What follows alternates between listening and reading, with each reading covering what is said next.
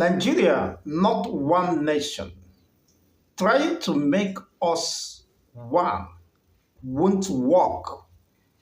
According to W0N'T, this is one of the strongest truths expressed in clear terms by a Yoruba man, despite the fact that Tinubu presiding over the affairs of Nigeria is from Yoruba extraction. This is one of the purest expression of opinion reflecting the state of the nation. In his submission or argument, while he was feeding some questions at Arise TV media, he made it very clear that Nigeria is not one nation, and anyone who might have contrary opinion, of course, could believe that to his own peril if that makes him happy. But the truth cannot be mistaken. He was able to defend his argument based on the current realities and trending events within the Nigerian states. According to W0N'T, he expresses that Nigeria is not one and trying to make us one by pretending we are united will not work. It had never worked, it's not working, and possibly will not work, according to his submission, faulting the current democratic system or presidential system of government, which is marred with corruption, lack of transparency, and accountability. Of course, not moving over the state of insecurity, where he argued that the Nigerian citizens are being subjected to the point of submission, even by foreigners. They told us that these were foreigners. Those killing Nigerians were foreigners. Yet the security operatives, the government, and its security operatives appear to be helpless, negotiating with those killing your own citizens, lobbying them and paying allegiance to them. You see how they are being celebrated on the streets of Nigeria. The show of shame that happened in Castina, where a notorious bandit kingpin who has unleashed terror on the citizens were celebrated, in fact, to the point that the government has to establish a peace day with such a fellow. Where is the place of justice? Where is the place of the rule of law? What about those who lost their life as a result of these escalations? Their blood is crying for vengeance, and here we come. Aliens now superintending over the Nigerian indigenous communities, taking over their regions, their territories, within the defined enclave or territorial space known as Nigeria. Now, for him to have said that Nigeria is not one, his argument is staying on the reality that we are multi-nation, brought together under this contraption, and their individual identities and differences must be clearly be expressed. And it has become practically impossible to unite, to find a common front to unite these different or diverse ethnic nationalities or nations that were conglomerated to become under the nomenclature of one Nigeria. It is quite an interesting development.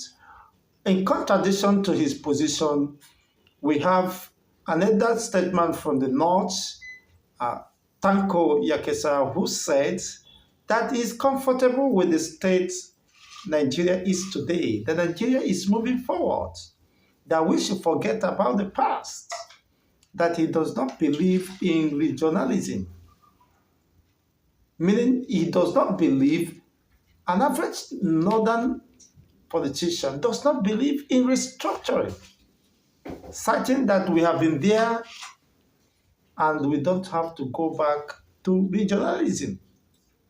Perhaps this template is favoring the North in courts, especially the Fulani Caliphate.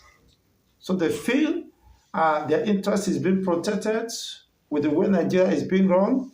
So there is no need to reject the system that as it was in the old, so shall it be until thy kingdom come. But here, a well-articulated Yoruba man is arguing objectively and based on sound intuition, based on well detailed experience and information, of course, before us. How could you say that Nigeria is working? Whereas that is not true, according to his submission. That you are preaching unity where on every day of the existence of Nigeria, you are seeing more dichotomy, more differences, more disunity across different regions. You are preaching unity. In the midst of the unity you are preaching, there is no peace. There is no security. People are apprehensive. People are suspecting one another.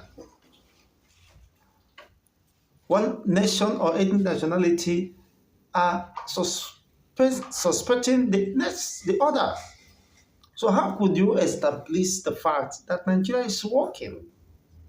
Well, it is working in quotes for those politicians who have become gross beneficiaries of this system. So when you see anybody saying that the system should continue to run the way it is, it means he has been a gross beneficiary of the system. And as such, that protects the interests of his own people. Rejigging the political architecture of the political system and economic system of Nigeria would be to their own disadvantage. They want to continue to enjoy such undue advantage over other regions. So when you mention that there is need with the current realities that the Nigerian economic and political system should be rejigged, they say no, leave it like that. Let it be so. Let's continue the way we are. We are comfortable with that. We are moving forward. Moving forward to what? What are the indices? What are the indications that you are moving forward by his own submission? That Nigeria is just a few decades from democracy, that the democracy has just been striving for about 25 years and the blah, blah, blah, blah, blah, forgetting that Nigeria should be 65 years just 1st of October this year. What do you have to show for it? In all the campaign orientation to build peace and unity, what exactly have we achieved? Is it possible to build peace and tranquility in the absence of justice, equity, and fairness, reintegration? and dispense of justice? That is his argument, that Nigeria is not one nation and trying to make us one won't work, which means all the efforts since independence or pre-independence was to bring Nigeria together to serve certain vested interests, not to reflect the will or the interests of the ethnic nationalities that found themselves within the Nigerian state. Now you can now appreciate the need for these reforms. If there is any reform coming up that will reject the system or restructure the system, you see an average northern political elite will rise, will roar and oppose it. You begin to ask why. Why are they allergic to restructuring? Why are they afraid of the unknown? What are they trying to hide? Exactly. Every system is subject to review over time. If it is not working or yielding the desired result and the majority of Nigerians are not comfortable and not happy with the system because an individual has expressed, of course, his opinion and you think such could override the opinion of over 90% of Nigerians who have not felt better either. And you want them to embrace your own opinion and jettison their own real-time experience. Well, he has cogent reasons for saying that Nigeria is not one nation. Of course, it is not deniable.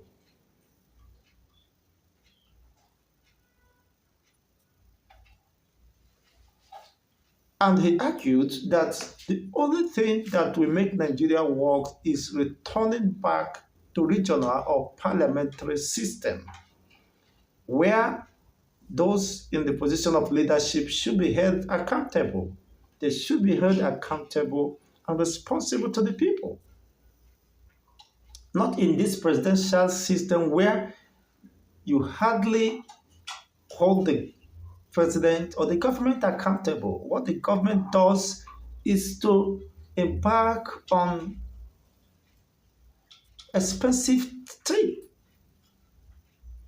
coughing up billions of naira on annual basis. Something that should have been channeled to improve the life and the living standard of Nigerians ended up in the hands of the Western countries. Now, these are his points that under parliamentary arrangements, the president cannot single-handedly appoint his allies or friends to become ministers, just as we have experienced under Tinubu's administration and subsequent administrations.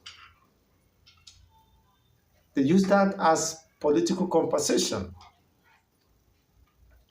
It is quite unfortunate, and that have deepened the rot in the system.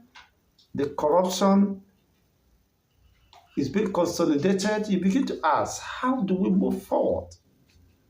And certain persons are arguing that no, Nigeria should remain the way it is, even when it is very clear that no progress is made. Citing that people claim that Nigeria has oil, but those oil has been mortgaged. It's being used to pay back the loans, arrears of loans accumulated over decades. And currently, Nigeria is sourcing from borrowing with high interest from World Bank, both local and domestic, international and domestic. Debt running into hundreds of trillions. Now, if you're rich, if a country is rich, why should the major source of funding be on borrowing? And most often, you end up borrowing to service debts. Borrowing to service debt for concurrent expenditures, not mainly for capital development or aggressive revolution in agriculture or other innovations in technology and the rest of them, or human capital development. You end up borrowing each fiscal year budget running into trillions,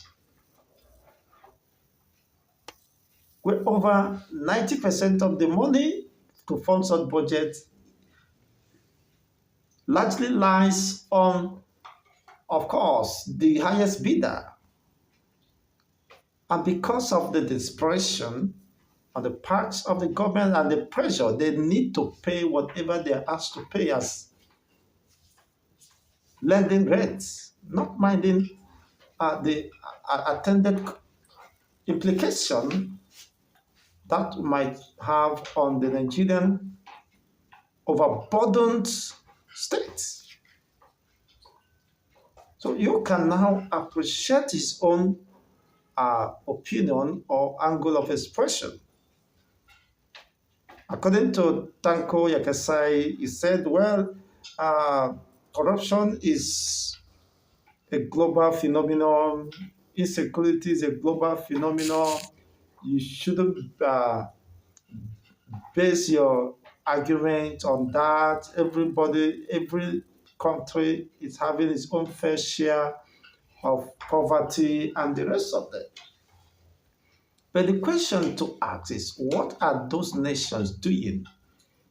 Is there any deliberate roadmap to pull out their own citizens out of poverty? Of course, Nigeria was once at the same level with China, with India, but India have left the region. They were with Nigeria. They have left the level in terms of technology, innovations, agriculture, medicine, and the rest of them. Even China have left us. Singapore and many countries, because of the productivity and vision of those who superintend over the affairs of these nations. Today, they are becoming envy of nations, and Nigeria could not stand in terms of comparison to these nations, in terms of economy, security, and technological know-how. What did they do differently? These are the questions to ask. You can't be stuck in a wheel of motionless and despair, doing the same thing repeatedly and still believe you are moving forward. That is self-deception or delusion, while you are rigmaroling, circumventing, more or less a round hole in a square peg in a round hole. How do you expect that to fit? So this is one of the greatest truths that have been expressed. In case you're joining us, don't forget to like, share, and subscribe for more political updates. Turn on the notification button so that you can get a video once it's been uploaded. These truths, as the Bible says, buy the truth and do not sell it. Because you might not get it any other place. So Nigeria is not one nation. Now, if that, of course, is being established, how do the government or those in the in the helm of affair, work out modalities on how to reintegrate different ethnic nationalities and come up with one vision, one mission, one agenda, of course, for the country. This has become pretty impossible. That is why he said that trying to make us one is not working and will not work because when you consider the sincerity and the political will of those who claim they want to unite Nigeria, you know that they are very funny and, of course, they don't mean business. Sadly, majority of them have expressed their candid position about Nigeria that they don't believe in one Nigeria. But suddenly, or by omission or commission, they found themselves in the helm of affairs. And you know what that means? One of the table rule or table manners, don't talk while you are eating. And they felt that is okay. And issues and Nigeria should continue the same way while people are being subjected to hardship, state of insecurity, and the list is endless. For me, it is quite an interesting moment having two contrasting individuals, personalities. Here is the North saying, yes, we are good to go. It doesn't matter.